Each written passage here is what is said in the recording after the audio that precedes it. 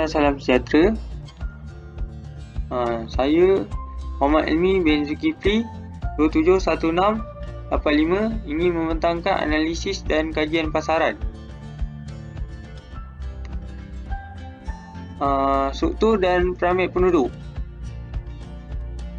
Piramid penduduk negeri Kelantan berbentuk progresif pada tahun 2010 dan dijangka kekal hingga tahun 2040. Piramid progresif menggambarkan kadar kelahiran yang tinggi, manakala kadar kematian bayi pula adalah rendah. Jumlah penduduk muda yang ramai akan menjadi aset bagi tenaga buruh pada masa akan datang, manakala jangka hayat warga emas dianggarkan semakin meningkat pada tahun 2040. Pada demografi sosial penduduk Kelantan pada tahun 2021, penduduk Kelantan berjumlah 1.93 juta orang yang merangkumi semua daerah Kelantan.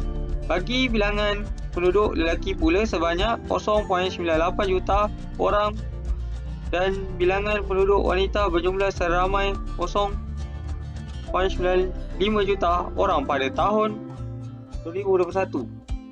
Jangka hayat ketika lahir untuk lelaki adalah 69.9 tahun, manakala perempuan 76.5 tahun bagi anggaran tahun 2021. Komposisi penduduk yang terdapat di Kelantan bagi warga negara sebanyak 97.9% dan bukan warga negara iaitu 2.1%. Bagi kategori penduduk berasaskan kaum iaitu bagi kaum Bumiputra berjumlah 94.1%.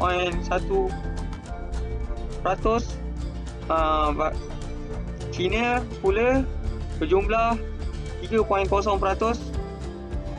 India berjumlah 0.2% dan lain-lain berjumlah 0.6%. Bagi umur penduduk di negeri Kelantan yang berumur 0 hingga 14 tahun berjumlah 29.3% dan bagi umur bekerja pula 15 hingga 64 tahun sebanyak 63.8% pada tahun 2021. Seterusnya, struktur umur tua dianggarkan 65 ke atas sebanyak 6.9% pada tahun 2021.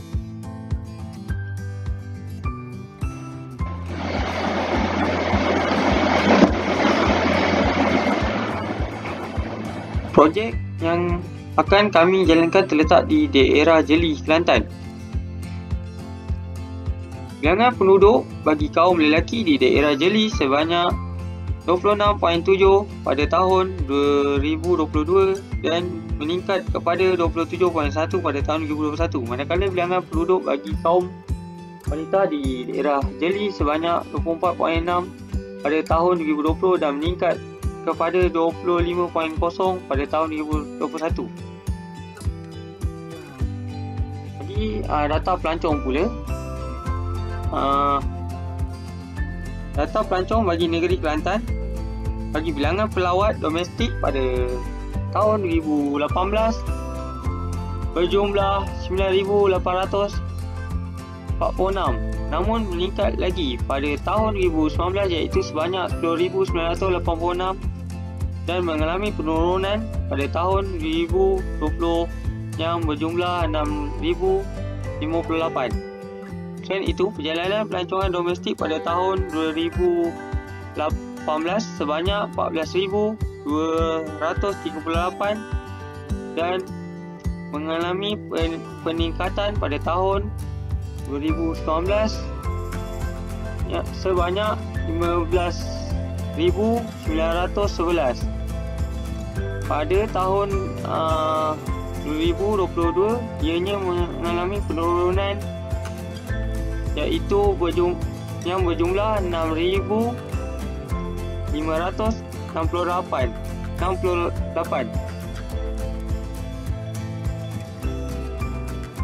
Bagi data migrasi pula, negeri Kelantan mencatatkan peratusan migrasi dalam negeri semakin menurun dari 53.1% pada tahun 2016 kepada 51.4% pada tahun 2018. Keadaan yang sama berlaku bagi migrasi antara negeri, mengalami penurunan dari 37.6% pada tahun 2016 kepada 36.8% pada tahun 2018. Manakala bagi migrasi antarabangsa, di mana peratusnya semakin meningkat dari 9.3% pada tahun 2016 kepada 11.8% pada tahun 2018. Maklumat tapak projek dan persekitaran. Dengan keluasan tanah seluas 5.620 hektar, syarikat kami telah membuat keputusan untuk membangunkan sebuah resort yang berkonsepkan tradisional, memandangkan kawasan tanah yang dipilih adalah di kawasan sawah padi.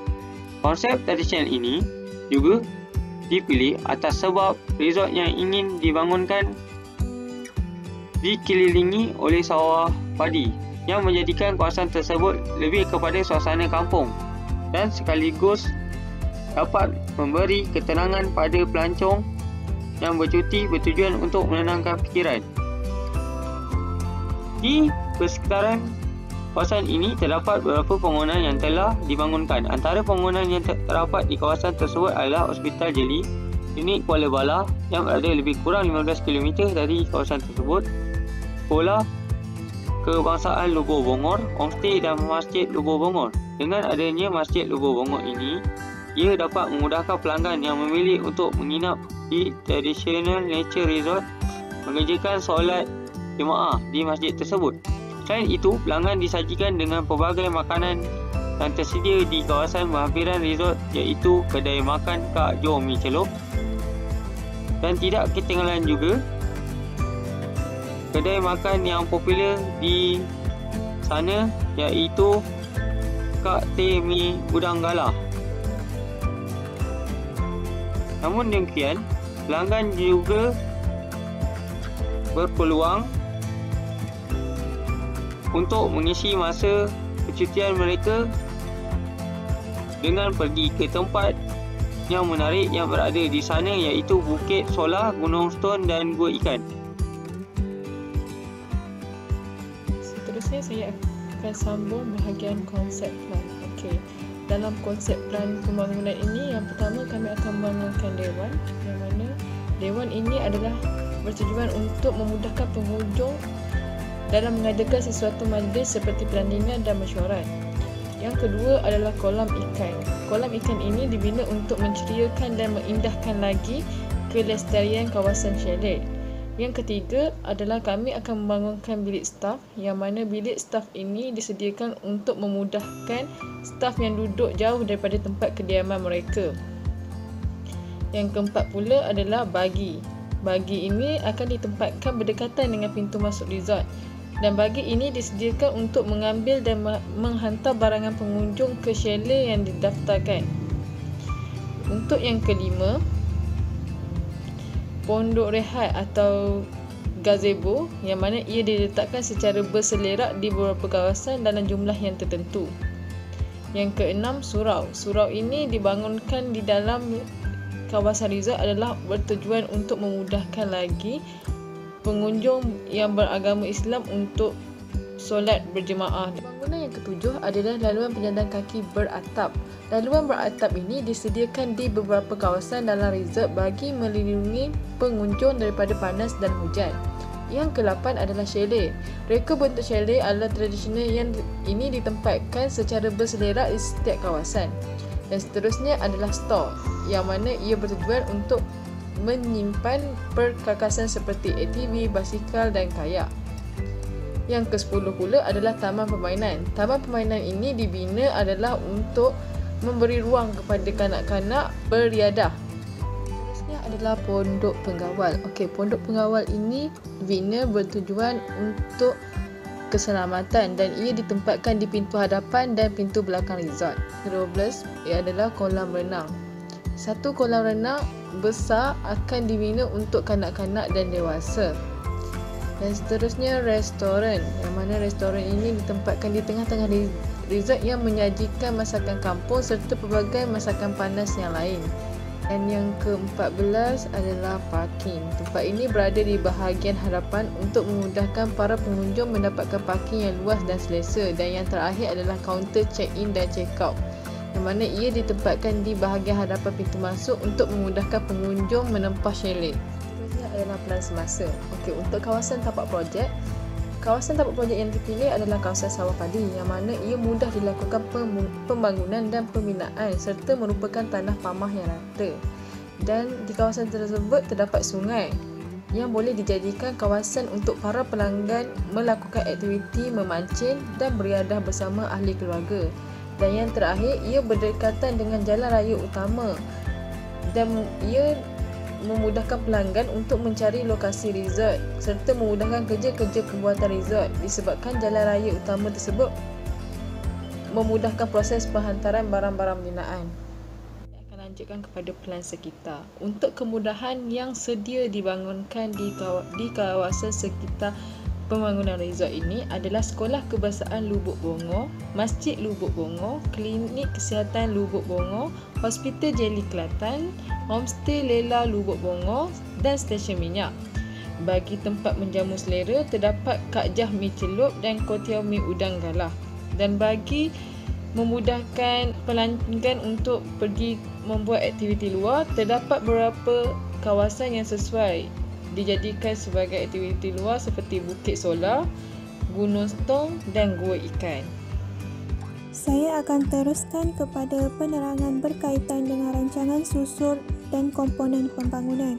Okay, seperti yang anda lihat di skrin memaparkan contoh lakaran yang dibuat bagi menentukan dan menetapkan kedudukan komponen pembangunan yang akan dibangunkan di tapak projek, serta penyusunan landscape yang bersesuaian dengan tema yang dibawakan iaitu Traditional Nature Resort.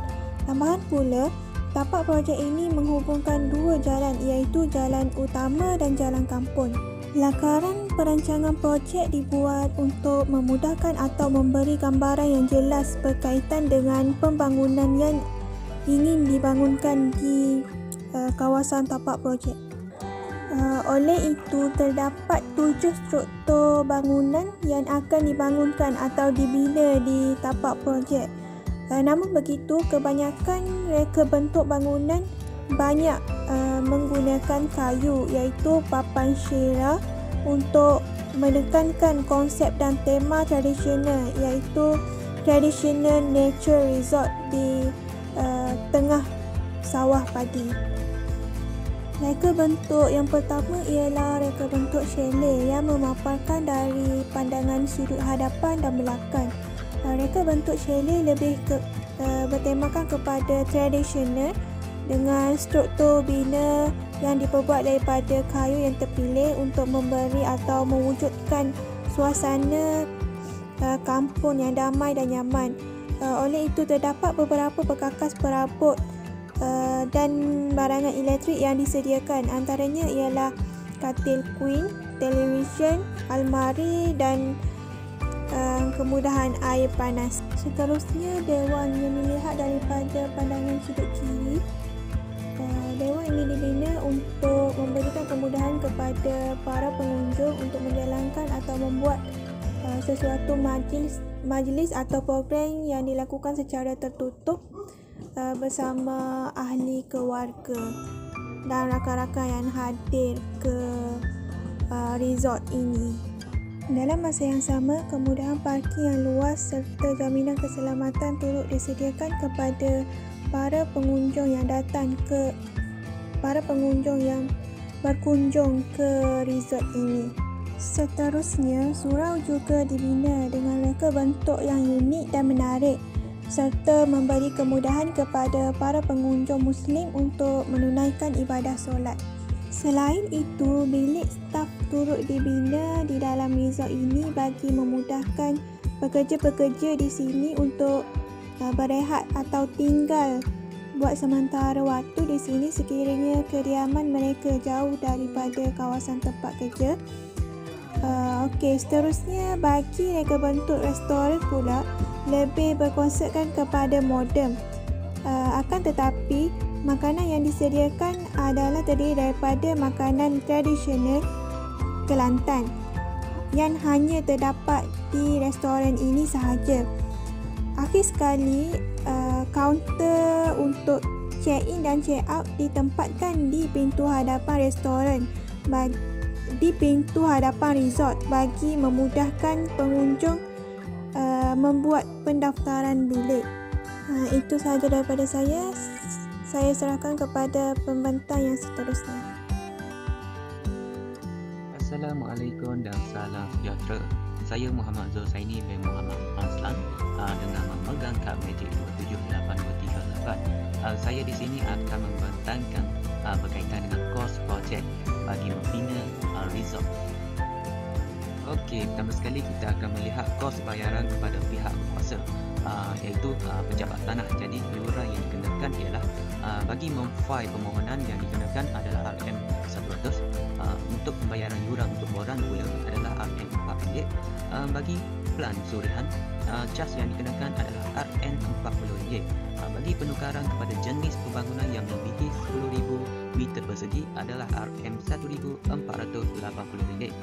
Bagi yuran pengukuran yang dikenakan adalah RM70.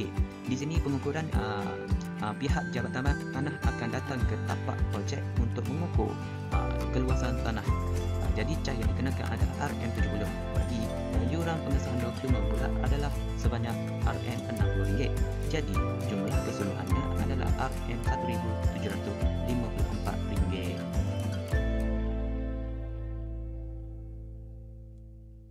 Okey, yang kedua kita akan melihat kepada kos bayaran 3 lot tanah kepada pemilik asal.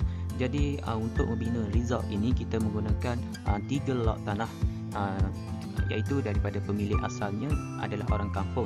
Jadi lot yang pertama iaitu 1465 dengan keluasan meter persegi iaitu 10,680. Jadi harga bagi meter persegi RM15. Jadi bayaran kesemuanya adalah RM160,200.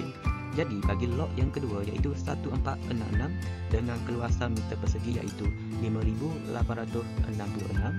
Harga meter persegi adalah RM15. Jadi bayaran keseluruhannya adalah RM80,990. Lot yang ketiga iaitu 1467. Keluasan meter persegi adalah 6,260. Jadi bayaran untuk lot yang ketiga ini adalah RM93,900. Jadi bagi kos keseluruhan bayaran 3 lot tanah kepada pemilik asal ialah RM342,090. Seterusnya kita akan melihat kepada kos bahan, iaitu kos bahan ini termasuk dengan kos bahan mentah dan kos infrastruktur. Kos bahan mentah seperti papan besi, semi, bata, shilling dan sebagainya. Manakala kos infrastruktur pula ialah seperti peralatan elektrik atau perabot, iaitu seperti televisyen, peti ais, almari, meja, kerusi dan sebagainya. Okey. Bagi kos pembinaan chalet iaitu sebanyak 21 unit yang dibina di resort ini dengan harga satu unit iaitu RM28,181. Jadi kos keseluruhannya iaitu RM591,801. Yang kedua ialah restoran iaitu satu unit yang dibina di resort ini dengan harga iaitu RM115,006. Yang ketiga, pondok keselamatan dibina 2 unit dengan harga satu unit iaitu RM6,014.50. Jadi harga keseluruhannya iaitu RM12,029. Yang keempat ialah pintu gerbang. Pintu gerbang yang dibina di resort ini adalah 2 unit dengan harga satu unit iaitu RM5,345. Jadi kos bagi membina 2 unit pintu gerbang ialah RM10,690. Okey, bagi pembinaan kaunter pula, iaitu satu unit yang dibina dengan harga RM51,304.50. Bagi kos pembinaan dewan pula dengan harga satu unit iaitu RM115,637. Bagi pembinaan kolam renang pula dengan satu unit juga berharga RM81,609. Kos bagi pembinaan kolam ikan pula iaitu RM31,667 bagi satu unit. Okey, pembinaan taman pula adalah RM46,567.50. Yang ke-10 iaitu surau satu unit dengan harga RM55,556. Yang ke-11 iaitu tempat letak bagi. Terdapat 2 unit dengan harga satu unit ialah RM8,310. Dengan harga 2 unit adalah RM16,620. Bagi kos pembinaan tempat letak kenderaan berserta jalan raya dengan keluasan meter persegi iaitu 2,343 meter persegi dengan harga 1 meter iaitu RM30. Jadi kos keseluruhan untuk membina tempat letak kenderaan berserta jalan raya iaitu RM73,290. Bagi pembinaan bilik staf pula atau bilik kaki tangan dengan satu unit berharga RM79,201. Bagi pembinaan stor perkhidmatan bagi menyimpan ATV, basikal dan kayak dengan stor perkhidmatan iaitu satu unit berharga RM108,581. Kos bagi pembinaan pondok rehat atau gazebo sebanyak 15 unit dengan harga satu unit iaitu RM4,956.50. Jadi kos keseluruhan bagi membina pondok rehat ini sebanyak RM74,347.50. Manakala bagi kos pembinaan lain-lain infrastruktur seperti tiang lampu sebanyak 220 unit dengan harga RM2,000 per unit, jadi jumlah keseluruhan adalah RM20,000. Manakala pokok pula 34 unit dengan harga per unit adalah RM700, jadi harga keseluruhan adalah RM23,800. Manakala yang terakhir adalah laluan berjalan kaki, harga yang dikenakan adalah RM4,500. Jadi jumlah keseluruhan bagi kos bahan pembinaan di resort ini adalah RM1,789,687. Okey, sekarang kita akan melihat kos upah buruh di mana terdapat dua buruh yang digunakan iaitu buruh mahir dan buruh separa mahir untuk membina resort ini. Kita pergi kepada buruh mahir iaitu sebanyak 7 orang pekerja dengan upah satu hari iaitu RM110. Bilangan hari bekerja adalah 216 hari.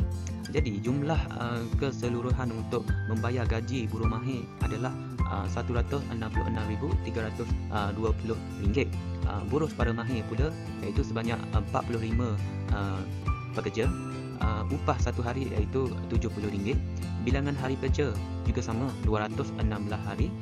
Jadi jumlah keseluruhan adalah RM680,400. Jadi jumlah keseluruhan untuk membayar kos upah buruh adalah RM846,720. Yang terakhir adalah kos overhead, di mana kos overhead iaitu elektrik dengan bayaran bulanan sebanyak RM8,500 selama 12 bulan dengan harga keseluruhan adalah RM102,000. Bagi bil air iaitu bayaran bulanan sebanyak RM2,000 selama 12 bulan dengan harga keseluruhan adalah RM24,000. Bagi kos pemasaran pula sebanyak RM2,000 selama 12 bulan dengan harga keseluruhan adalah RM24,000. Bagi penyelenggaraan pula selama 12 bulan dengan harga keseluruhan adalah RM30,000. Bagi bil internet 500 satu bulan, jadi kos keseluruhan adalah RM6,000. Yang terakhir adalah bil telefon RM600 selama 1 bulan. Jadi kos keseluruhan bagi bil telefon adalah RM7,200. Jadi jumlah keseluruhan kos overhead adalah RM193,200. Di sini adalah data bagi jumlah keseluruhan pembiayaan projek. Jadi kos bayaran kepada pihak berkuasa adalah RM1,754. Kos bayaran 3 lot tanah kepada pemilik asal adalah RM342,090. Kos bahan dan kos dalam pembangunan adalah RM1,789,687. Manakala kos upah buruh adalah RM846,720. Yang terakhir adalah kos overhead adalah RM193,200. Jadi jumlah keseluruhan pembiayaan projek adalah RM3,173,451. Anggaran pulangan keuntungan pembangunan resort. Sekarang saya akan menunjukkan cara pengiraan jualan perkhidmatan bagi sebulan. Yang pertama adalah penginapan chalet sebanyak 21 unit dengan harga per hari untuk 1 unit adalah RM250. Jadi keuntungan bersih sebulan adalah RM157,500. Restoran pula, keuntungan bersih satu hari adalah RM3,000. Jadi keuntungan bersih sebulan adalah RM90,000. Kolam renang pula, harga tiket bagi orang awam adalah RM10. Ini kerana untuk pelanggan yang menginap di chalet adalah free untuk mandi di kolam renang. Jadi hak pelanggan orang awam untuk satu hari adalah 65 orang. Jadi keuntungan bersih sebulan adalah RM19,500. Sekarang kita akan pergi kepada jualan perkhidmatan bagi dewan. Jadi harga sewa per hari untuk dewan adalah RM350. Jadi keuntungan bersih sebulan adalah RM10,500. Yang terakhir adalah ATV. Harga sewa untuk 1 jam ATV adalah RM30. Jadi hak pelanggan untuk bermain ATV satu hari adalah 100 orang. Jadi keuntungan bersih sebulan adalah RM90,000. Jadi jumlah keseluruhan bagi jualan perkhidmatan untuk sebulan adalah RM367,500. Seterusnya kita akan melihat pengiraan kos gaji pekerja. Yang pertama iaitu pengurus resort seramai 2 orang dengan upah satu hari adalah RM110. Jadi hak gaji sebulan adalah RM6,600. Yang kedua, kaki tangan perkhidmatan atau staff seramai 30 orang. Upah satu hari adalah RM50. Gaji satu bulan adalah RM45,000. Yang ketiga adalah chef atau tukang masak di restoran. Bilangan pekerja adalah 3 orang. Upah satu hari adalah RM80. Jadi gaji satu bulan adalah RM7,200. Yang keempat atau yang terakhir adalah penawar keselamatan, iaitu seramai 4 orang dengan upah satu hari adalah RM55. Jadi gaji satu bulan adalah RM6,600. Jadi jumlah keseluruhan kos gaji pekerja adalah RM65,400 bagi satu bulan. Sekarang kita akan melihat pengiraan kos overhead, di mana bil elektrik untuk satu bulan adalah RM8,500, bil air adalah RM3,000, pemasaran RM3,000, penyelenggaraan RM2,500, bil internet RM500, bil telefon RM600. Jadi jumlah keseluruhan bagi pengiraan kos overhead semasa perkhidmatan resort adalah RM18,100. Anggaran keuntungan bersih sebulan, iaitu keuntungan bersih sama dengan keuntungan jualan perkhidmatan tolak kos upah pekerja tolak kos overhead. Jadi jumlah keuntungan bersih bagi sebulan adalah RM284,000. Sekarang kita akan pergi kepada pengiraan pulangan pendapatan. Pulangan pendapatan sama dengan jumlah pembangunan resort bahagi keuntungan bersih selama sebulan. Jadi jumlah pembangunan resort iaitu RM3,173,451 bahagi keuntungan bersih iaitu RM284,000. Jadi, secara keseluruhannya untuk mendapatkan kembali modal yang diperuntukkan bagi membina pembangunan resort ini memerlukan tempoh masa perkhidmatan resort selama 11 bulan dan 2 minggu.